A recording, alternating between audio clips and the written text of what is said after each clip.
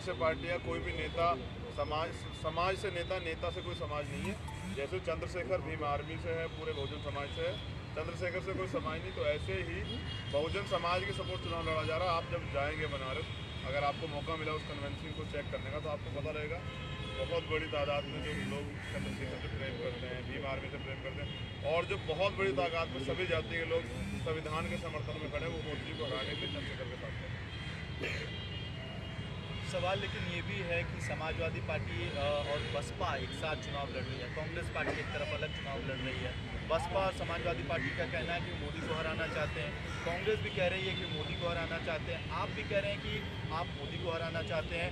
लेकिन जब लड़ाई अलग अलग लड़ेंगे तो इससे क्या भारतीय जनता पार्टी को फायदा नहीं होगा? आपको ऐसा नहीं लगता कि गठबंधन भी मेरे कहने से, मेरे दबाव में हुआ, जब मैंने बार बार कहा कि गठबंधन कीजिए और गठबंधन करके जो है मोदी जी को हराने काम कीजिए। और अभी भी पूरे देश में जो है गठबंधन चल रहे हैं, कभी भी जो है चुनावी समीकरण कभी भी किसी तरफ की टोट सकते। रही बात मोदी जी को हराने की, तो जो व्यक्ति गलत है सब लोग उसका विरोध करते हैं, और ये लोकतंत्र है, गलत को कोई एक्सेप्ट नहीं करता। मोदी जी झूठे हैं, उन्होंने जो वादे किए थे जनता को ठगने का काम किया था। वो जो मैनिफेस्टो लाए थे उनमें से एक भी वादा पूरा नहीं किया है, चाहे वो 2 करोड़ रोजगार का हो, चाहे वो सबका साथ सबका विकास का हो, चाहे वो आज़ादी का हो, चाहे वो काले धन का हो, चाहे एक के बदले 10 सीट लाने का हो। तो ऐसा कोई भी वादा जो उन्होंने किया था युवाओं से, किसानों से, कर्ज माफी का, बेरोजगारों से, वो कोई भी वादे पे खड़े नहीं उतरे हैं। तो ऐसे में पूरा देश, आप जब देखेंगे घर से बाहर निकले, सब लोग उसके खिलाफ हैं। और सब लोग, आज भी हमारे लोगों को 2 अप्रैल की लाठियाँ याद है।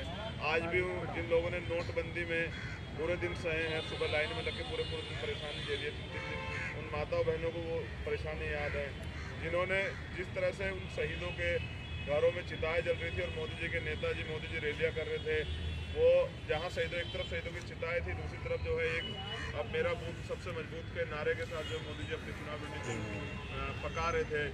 और उनके नेता और मंत्री जो हैं शहीदों की उसमें क्या नाम सब यात्रा में हंसते हुए दिखाई दे रहे थे। तो उससे पता लगता है कि उनकी वो दोगली नीतियों में, इसलिए हम लोग उनके विरोधी हैं। और जब हम उनके विरोधी हैं तो इस पूरा बहुजन समाज विरोधी, बहुजन समाज विरोधी तो उन्हें हाथ। आज जो आपने दिल्ली में एक बड़ी रैली की, बहुजन हुंकार रैली, उसमें लगातार नरेंद्र मोदी, अमित शाह, भारतीय जनता पार्टी और आरएसएस के खिलाफ आपने बयानबाजी की। लेकिन सवाल ये भी है कि प्रधानमंत्री नरेंद्र मोदी से इतनी नफरत क्यों?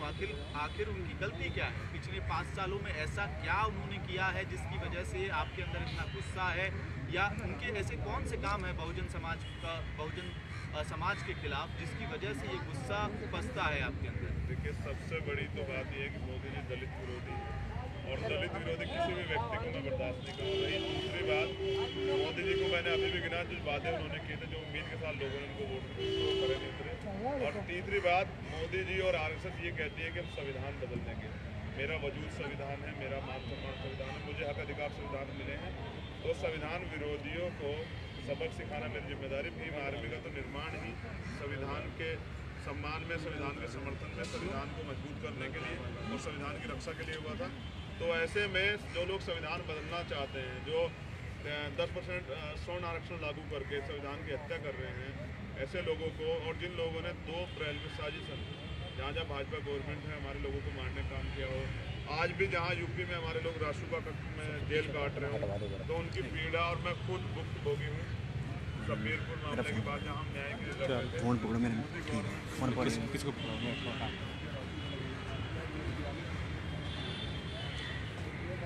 हेलो, अपना थोड़ा पीछे से पीछे होने नहीं बनाने सामने से ठीक है। अच्छा ठीक है, पीछे भैया आप इधर आ जाओ। इस साइड वहाँ का दिक्कत हो रही ना आप इस साइड आ जाओ।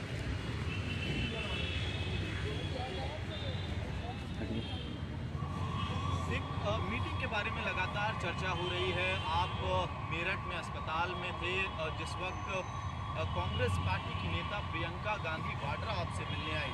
उस पूरी मीटिंग में क्या बातचीत हुई? क्या कांग्रेस से किसी अंडरस्टैंडिंग की भी की संभावना है इस पूरे चुनाव के दौरान?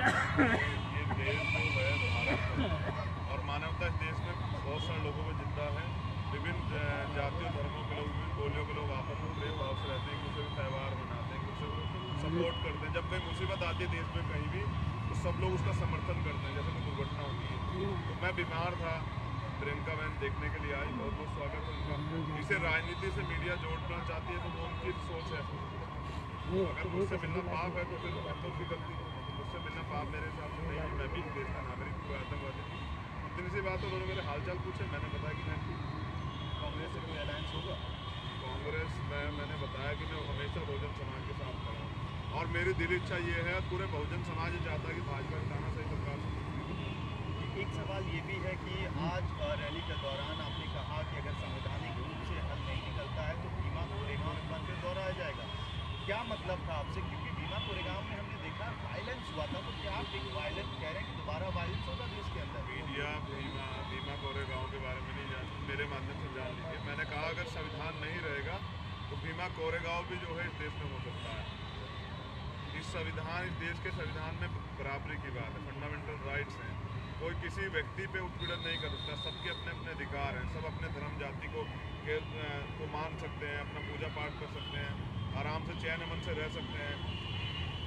भीमा कोरेगांव 1 जनवरी 1818 को हुआ, जब पेशवाओं के खिलाफ इस देश के मराठा ने और महारों ने मान सम्मान स्वाभिमान के लिए जो गुलामी वो लोग झेल रहे थे, ब्रिटिश गवर्नमेंट के साथ मिलकर लड़ने का काम किया और पेशवाओं को धूल चटाई। तो गुलामी के खिलाफ लड़ने का शौर्य का प्रतीक भीमा कोरेगांव। जिस भीमा कोरेगांव के वॉयलेंस की आप बात कर रहे हैं वो 200वीं वर्षगांठ पे हुआ, जब मनुवादियों को ये बात नहीं बची कि हम अपना शौर्य दिवस मनाएं। तो शांतिपूर्वक रूप से शौर्य दिवस मनाने जाने वाले लोगों को मारा पीटा गया, उनकी गाड़ियों में आगजनी की गई, उनकी गाड़ियों को तोड़ा गया। फिर हमारे लोगों ने, क्योंकि लोगों को मीडिया को सिर्फ, और मुझे कहना पड़ेगा कि ऐसा लग रहा है कि मीडिया को सिर्फ वॉयलेंस दलितों द्वारा किया हुआ वॉयलेंस दिखाई दे रहा है, क्योंकि जबकि जिन्हें पीटा गया, जिनकी गाड़ियाँ तोड़ी गई, अगर वो न्याय के लिए जिन लोगों ने किया उनके खिलाफ आपराधिक मुकदमे दर्ज हो, उन्हें हमारे लोगों को न्याय मिले इसकी मांग करने के लिए वो रोड पे आए, तो मेरे हिसाब से वॉयलेंस करने वाले जो है वो मनुवादी थे, उन पर केस दर्ज होना चाहिए। और यही भीमा कोरेगांव गुलामी से मुक्ति की लड़ाई है, ना कि दलितों को पीछे नहीं कोई देख